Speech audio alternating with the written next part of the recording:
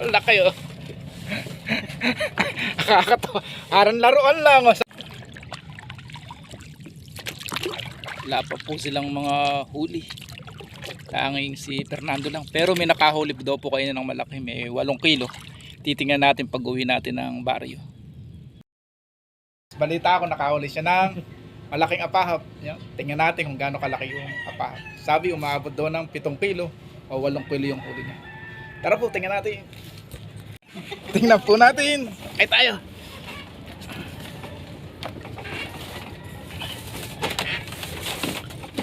Yan. Tingnan natin doon sa bangka. Mahina.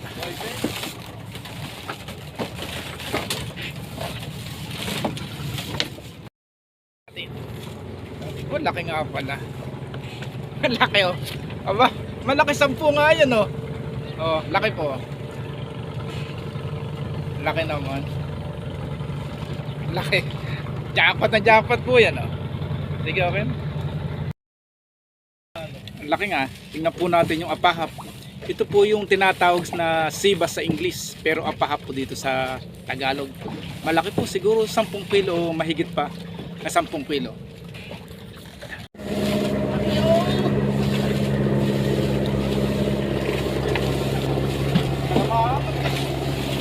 Laki. Paano mo nasalo ko yan? Laki mo. Ah. Memen yung siyam na kilo na 300. Ayun, laki oh. Ngayon lang kayo makakakita ng ganito kalaking apahap oh. 250 na lang ito. Laki oh.